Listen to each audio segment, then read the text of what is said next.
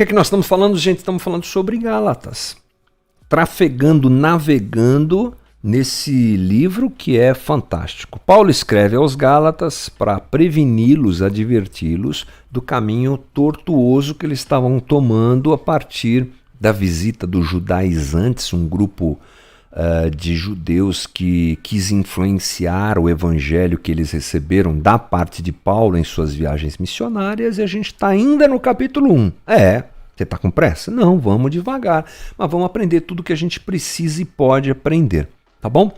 Como eu falei para você, vamos nesse texto aí que é o versículo 10, e diz o que lá no versículo 10? Acaso busco eu agora a aprovação dos homens ou a de Deus? Ou estou tentando agradar a homens? Se eu ainda estivesse procurando agradar a homens, não seria servo de Cristo. O que é que Paulo está falando aqui, gente? Que conversa é essa? Bom, você sabe que Paulo ele está respondendo aos judaizantes. Já falei isso, essa carta também tem essa finalidade. E ele, inclusive, defende o seu apostolado veementemente, a gente falou um pouquinho sobre isso antes, e ele defende o evangelho. Que evangelho? O evangelho da graça. Então, nesse trecho todo aí, se não me engano, do 10 ao 24, não lembro bem agora, é o momento em que Paulo está defendendo o seu apostolado e também o evangelho da graça. E nós temos andado em cima das palavras de Paulo com todo cuidado aqui, tentando entender um pouco mais sobre o que ele pensa a respeito da graça e do que é graça. A gente nunca, na verdade, vai compreender completamente o que é graça, mas a gente pode perceber nas palavras de Paulo o que a graça gera, o que ela proporciona, o que ela faz. É impressionante a gente estudar o texto bíblico e a gente vai sempre se deparar com a graça. Lá no Gênesis está a graça. Lá no Pentateuco, mas o Pentateuco não é o livro da lei, os livros da lei? Sim, mas a graça está lá. O Deus gracioso que chama Israel do Egito, tira o Israel todo do Egito e só depois dá a lei para aquele povo. Não é interessante isso? Deus não dá a lei para eles no Egito e diz assim para eles, pessoal aí, me obedeçam, tá? Guardem essa lei aqui, daqui um tempo, uns 10 anos, 100 anos, um século. Daqui um século eu volto. Se vocês tiverem cumprido a lei muito bem, eu tiro vocês do Egito. Não é isso que Deus faz. Deus salva primeiro, depois ele dá a lei. É assim que funciona lá, é assim que funciona agora. Porque Deus não me salva pelo cumprimento de qualquer lei que tenha vindo inclusive dele mesmo, porque na verdade eu não sou capaz de cumprir essa lei completamente.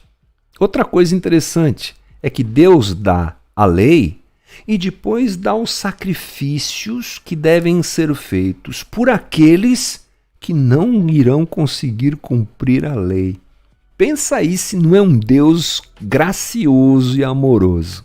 Ele salva primeiro, depois ele dá a lei. E ele dizendo, olha, vocês me conheceram e viram que eu sou um Deus de amor, eu tirei vocês com força desse império aí do Egito, desses falsos deuses, dessa idolatria, desse faraó que na verdade representa divindade, porque até o nome faraó tem a ver com divindade. Deus tira Israel poderosamente. Pronto, vocês experimentaram o meu poder e o meu amor, porque o poder de Deus leva a gente a conhecer o seu amor. Então agora vocês me seguem e continuem me amando, como? Obedecendo a lei. Mas tem gente de vocês aí que não vai conseguir cumprir a lei. Então, olha, quando errarem no cumprimento da lei e falharem, porque ele sabe que o homem não pode cumprir a lei, faça esse sacrifício, ofereça esse sacrifício do jeito que está escrito aqui e tudo será resolvido. É a graça lá, é a graça aqui. E aqui Paulo, vamos ser objetivos aqui na conversa, Paulo está dizendo uma coisa interessante. Agora, acaso busco eu agora a aprovação dos homens ou a de Deus? Ou estou tentando agradar a homens? Se eu ainda estivesse procurando agradar a homens, não seria servo de Cristo. Então, Paulo respondendo aos judaizantes, ele está dizendo o seguinte, olha, minha relação mais importante é com Deus. Todo sistema humano é falho. Todo sistema humano é comprometido pelo pecado. E Paulo está dizendo que o que importa para ele é agradar a Deus. Imediatamente, ele se coloca na contramão do sistema da época. O sistema religioso, inclusive. Porque esses eram judaizantes, ligados ao sistema religioso judaico presente na época, do qual Paulo fez parte e conheceu muito bem. Mas agora, como servo de Cristo, automaticamente ele se coloca na contramão desse sistema. Você já pensou nisso? Que se você é um cristão, você é um contraventor em muitos aspectos? É. Um contraventor diante dos princípios que regem essa sociedade onde você está inserido. Essa que é a sociedade do individualismo e que prega isso e que vive isso, esse valor vai contra o nosso, contra a coletividade que o Evangelho prega e ensina. Aliás, que o Evangelho nos exorta a viver, já que o pão não é meu, o pão é nosso. Mas a sociedade é o eu. Sim, o Evangelho é o nosso. Perceba, viver o Evangelho é ir contra o sistema.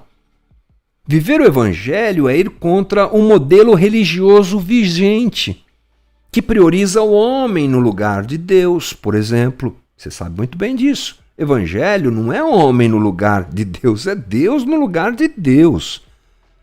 Evangelho é, ele é Senhor, eu sou servo. O evangelho real e verdadeiro, o heteros, aliás, o allos evangelho, ou o evangelho verdadeiro, como Paulo mesmo diz em Gálatas, e a gente já viu isso aqui, ele se posiciona completamente na contramão das práticas religiosas, que têm, muitas vezes, o fundamento do coração humano, na maior parte das vezes, e não a direção do Espírito Santo. Então a gente se torna crente, é como Paulo, a gente se torna opositor a um sistema. Interessante é que é difícil perceber isso, porque nós estamos falando de um sistema religioso, mas é um sistema religioso afetado pelo pecado, comprometido pelo coração corrupto do homem. É o sistema religioso que nos cerca, é a sociedade que nos cerca. Nós vamos contra tudo isso. Somos generosos quando o tempo é de escassez e de segurança. Somos amorosos com aqueles que a sociedade condena e a religião condena. Olhe para Jesus e você verá alguém absolutamente contrário ao sistema religioso da época. E Paulo está dizendo isso. O que me importa não é agradar homens. Eu serei contra eles em alguns aspectos. Haverá conflito, haverá resistência. Haverá confronto, não é isso que a gente vê domingo a domingo nas conversas que nós temos feito lá na Casa da Rocha Guarulhos? Quando a gente vê a última semana de Cristo e ele bate de frente com os fariseus, várias e várias vezes, ele entra no templo e denuncia tudo aquilo que estava sendo feito de forma vã. E ele diz, o que importa para mim é agradar a Deus e não a homens. Quem sustenta Paulo nesse processo? A graça de Deus. A graça de Deus. Paulo já tinha vivido para agradar a homens.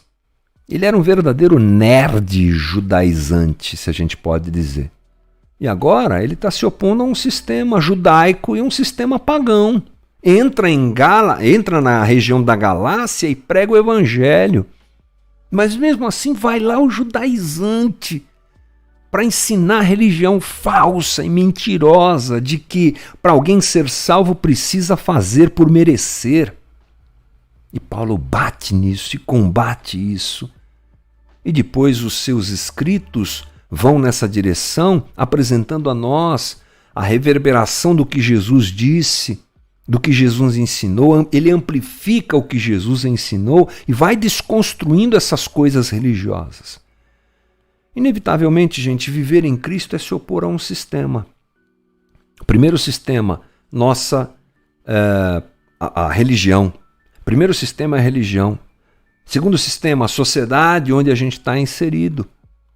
Isso é o que vai acontecer e a graça nos mantém firmes diante disso. Eu não quero que você tenha a impressão, eu preciso correr aqui para terminar, não quero que você tenha a impressão de que eu estou te convidando, te convocando para uma guerra, isso aí, vamos lá. Não precisa. No dia a dia, você será um opositor ao sistema se você for um cristão de verdade.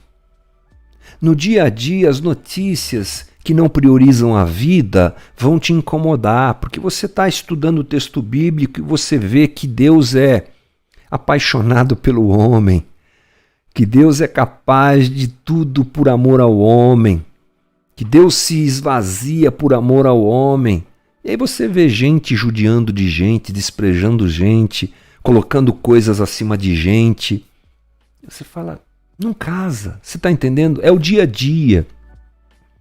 Você se torna, como um cristão legítimo, opositor ao sistema. E muitas vezes isso é desafiador. A gente ouve o que não quer, como Paulo ouviu. A gente tem que falar coisas que a gente de repente não gostaria de falar, mas a gente tem que falar, porque está em nós, há um movimento. E quem nos sustenta em tudo isso? É a graça. É a graça.